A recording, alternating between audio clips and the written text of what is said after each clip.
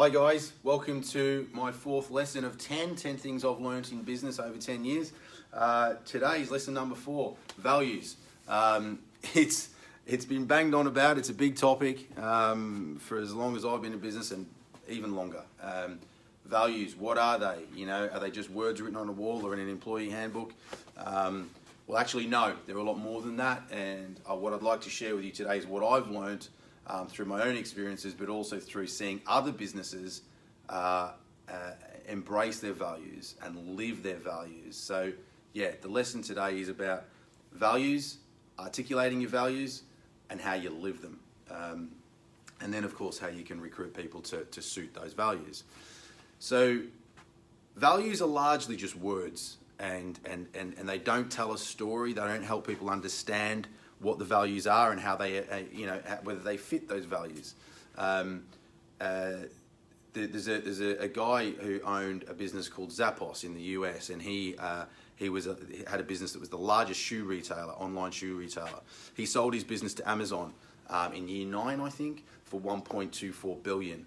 When he'd sold it, he was asked as the CEO, what would you have done differently? Is there anything you would have done differently? And the one thing he said was he would set the values and articulate the values year 1 rather than year 5, because from year 5 to year 9 is when they went from 100 million to 1.24 billion.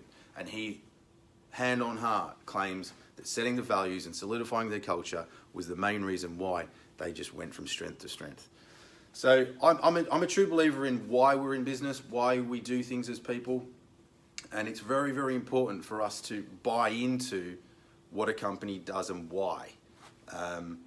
We want to, as humans, we want to be part of a following. We want to be part of the clan, you know, and how we understand whether we fit that clan is through values. But also, most leaders, when they're asked to articulate who their role model employee is, they don't talk about necessarily skill sets or how they do a job. It's behaviors, and so I do think that when we're setting values, when we're articulating them, we refer to them with behaviors, what we expect of people. As soon as people can understand actually and connect that value to a behavior, they get it and they understand whether that's the right environment for them. So the lesson I suppose I've learned and I've seen done very, very well and very poorly is articulating your values. And there's some people say that you can't do that on day one. You need to have a bit of maturity in the business to be able to articulate or set those values.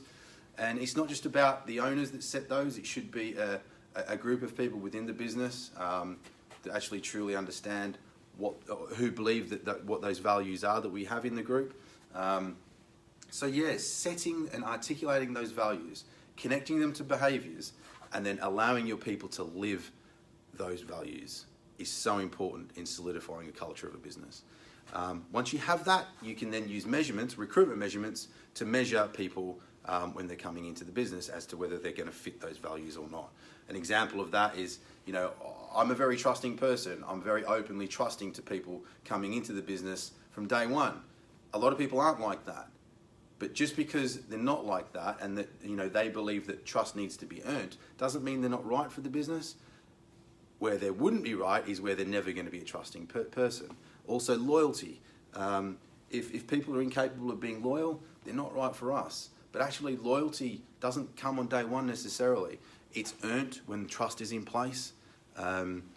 So understand your values, articulate them, connect them to behaviors, and live your values, and then recruit people to match those values.